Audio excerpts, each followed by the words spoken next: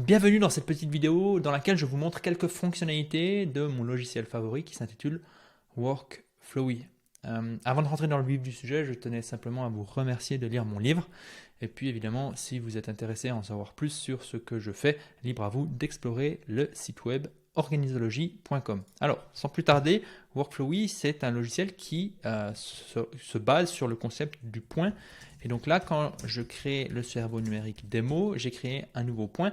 Et avec chaque point, j'ai certaines fonctionnalités qui me sont proposées ici. Je ne vais pas toutes les passer en revue, mais par contre, ce qui est important de comprendre, c'est que chaque fois que je clique sur Enter, je crée un nouveau point qui s'affiche ici. J'aime bien dire le point neurone. Et puis, quand je survole le point, je vois trois petits points horizontaux qui s'affichent. Quand je clique dessus, je peux venir ici prendre certaines actions. Encore une fois, la meilleure manière de découvrir ce genre de logiciel, c'est un petit peu de se perdre dans le logiciel, de tester les différentes fonctionnalités. Moi, ce que j'aime beaucoup, c'est qu'ici, vous voyez, je viens de créer deux points. Si vous connaissez Notion, si vous avez regardé la vidéo Notion, dans Notion, pour créer des pages, il y a cette fatigue décisionnelle qui est relativement importante. Chaque fois que je crée une nouvelle page, je dois me demander, ok, est-ce que je vais utiliser un modèle, est-ce que je vais définir des propriétés, est-ce que je vais mettre un fond d'écran, etc. Et c'est ce qui revient dans les utilisateurs du cerveau numérique dans Workflowy, c'est cette absence de décision, ou en tout cas cette faible décision à prendre. C'est-à-dire que je suis ici, je suis en train de créer, je ne sais pas, on va dire, je vais créer un article, j'écris quelque chose, et tout d'un coup je me dis, ah, j'ai envie de développer une idée de projet parce que je suis chaud, je rentre dans ce point et je commence à dire, ok, je commence à lister les idées. Idée 1, idée 2, idée 3. Et une fois que j'ai fait ça, qu'est-ce que je fais? Je reviens ici, je me dis, bon, ça c'est une information que je veux déplacer, je ne sais pas, dans mon vide-cerveau par exemple. Hop, c'est parti. Et tout ça au même endroit. Ok. Donc ça, pour moi, c'est vraiment la valeur ajoutée de Workflowy, c'est vous créer et ensuite, par la suite, si vous avez besoin de retravailler cette information, de préciser cette information, vous le faites. Mais la décision n'est pas à prendre avant de créer. Voilà. Donc, design minimaliste, très peu de possibilités de personnaliser le logiciel. Vous pouvez utiliser de la couleur, par exemple, si je viens ici, je peux mettre en violet, ici je peux mettre en rouge ou en vert. Voilà. Je peux personnaliser, je peux évidemment mettre aussi des emojis si je le souhaite. Si je viens ici et puis que j'ai envie de faire, je sais pas, d'insérer des emojis, je peux le faire. Mais il y a peu de possibilités par rapport à d'autres logiciels comme Notion de personnaliser votre logiciel. Moi, je trouve que c'est une force. D'autres personnes trouvent que c'est une faiblesse. Encore une fois, ça dépend de vos préférences. C'est pour ça que je parle dans le livre d'attributs et pas de force et de faiblesse. Une force et une faiblesse dépend de nos besoins. Voilà.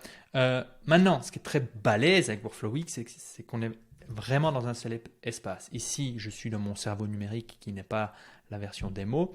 Et si j'ai envie, je ne sais pas, d'aller dans mes projets, je suis dans mes projets. Si j'ai envie d'aller dans mes notes, je vais dans mes notes.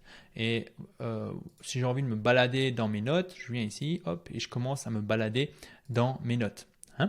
Et donc, c'est ça qui est intéressant, c'est que je suis toujours dans le même espace.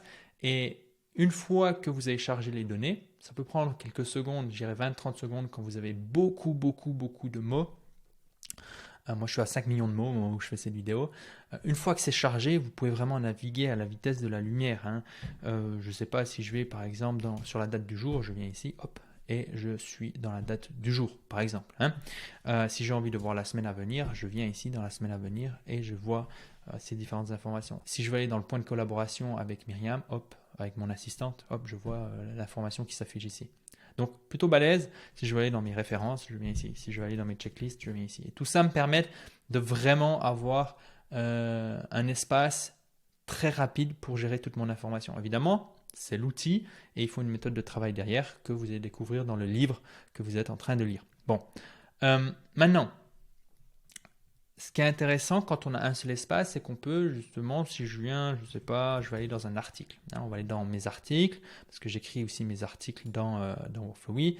Si je viens ici, hop, et je me dis, je suis en train, admettons, il me faut une checklist pour écrire mon article. Je viens ici et Workflowy va automatiquement, tel un assistant, me montrer les checklists. Donc là, je cherche une checklist. Comment je fais pour facilement retrouver la checklist? chaque checklist est taguée, c'est-à-dire tagué, c'est un anglicisme qui signifie il y a un mot-clé. Et puis ensuite, je rajoute un autre terme que je sais, enfin je sais que ce terme se trouve dans le titre de ma checklist, je viens ici. Puis ensuite, je vais faire quoi? Je vais détacher le miroir. Là, encore une fois, c'est des termes que vous allez découvrir en explorant. Puis ensuite, je peux commencer à travailler sur ces informations en suivant, enfin, je peux commencer à écrire mon article en suivant une checklist. Okay. Maintenant, si tout d'un coup, j'ai une idée de génie ou idée intéressante, hein, on va rester modeste, hop, et je déplace ça, par exemple, dans mon vide-cerveau. Je viens ici et je peux continuer à travailler. Donc, je n'ai pas dû me rendre dans un certain espace pour pouvoir enregistrer l'idée. Et donc, la distraction, elle est toujours là, mais la durée est très, très, très courte. Hein? Et ça, c'est parce que je suis dans un seul espace. Si je devais enregistrer l'information ailleurs, à moins d'avoir des automatisations, je devrais changer d'onglet, aller enregistrer l'information ou prendre mon stylo, inscrire l'information sur un calepin. Et donc, forcément, je perds du temps. Maintenant, un truc qui me plaît énormément, c'est la recherche, le type de recherche. Ici, je vais créer un point miroir, donc appeler de l'information à moi, générer de l'information. Je sais qu'elle se trouve à quelque part, mais je ne sais plus exactement, je ne connais plus les mots exacts. Je sais que certains mots ou certaines données se trouvent dans le corps d'information que j'ai envie de générer, mais je ne sais plus l'ordre exact. Par exemple, une citation. Je sais quoi? Je sais que c'est Churchill. Je sais qu'il y a gorge et je sais qu'il y a... en fait, j'ai peut-être que ces informations. Donc, je commence. Gorge, church, voilà. Donc là, vous voyez, le système ici, c'est un type de recherche qui est très puissant dans le sens où je n'ai pas besoin d'écrire le mot complet pour que Workflowy me propose déjà de l'information. Contrairement à Notion, ça peut changer, évidemment, les logiciels évoluent, mais Notion va vous chercher de l'information dans les différentes pages, mais vous allez devoir écrire le mot complet. Par exemple, si vous cherchez, je ne sais pas, renforcer le système immunitaire, si vous cherchez renforce, vous ne le trouvez pas dans Notion. Alors que là, c'est balèze parce qu'il me propose différentes informations. Je me dis, ah ouais, c'est exactement ça. Et ensuite, je détache l'information et je peux commencer à modifier celle-ci. OK? Donc ça, c'est très, très balèze. C'est un type de recherche vraiment qui m'aide énormément au quotidien. Maintenant, le partage. Si j'ai envie de partager cet article, admettons, je travaille sur cet article avec plusieurs personnes, je peux venir ici partager. Hop, je partage. Et puis ensuite, j'ai plusieurs manières de partager l'information. Je peux inviter par email. Je sais que la personne a un compte Workflowy et dans ce cas-là, je vais rentrer son email ici. Voilà, en lui attribuant certains droits. OK. Et puis, je peux également inviter par un lien secret. Ici, les droits, pareil, admin, can edit, can view.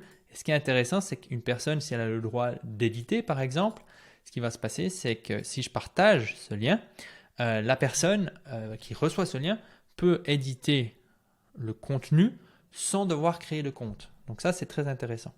Voilà.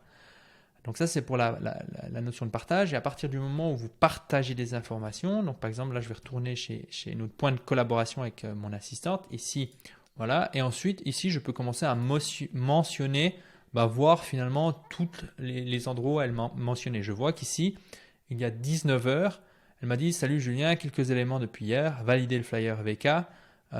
Donc là, en fait, c'est ma prochaine intervention. » Elle me dit « Est-ce que c'est OK pour toi ?» Puis ensuite, elle gère la partie email. Okay, et tout ça se passe dans Workflowy et la discussion est attachée à une tâche spécifique. Et donc, encore une fois, ça réduit pas mal d'échanges par email. Donc voilà, si vous êtes intéressé à avoir le modèle, le cerveau numérique que j'utilise, que je vous recommande, il vous suffit de cliquer sur le lien qui se trouve sous cette vidéo. Ça vous permettra de télécharger le modèle de base. Et puis, moi, je vous souhaite une excellente lecture pour la construction de votre cerveau numérique. À très vite.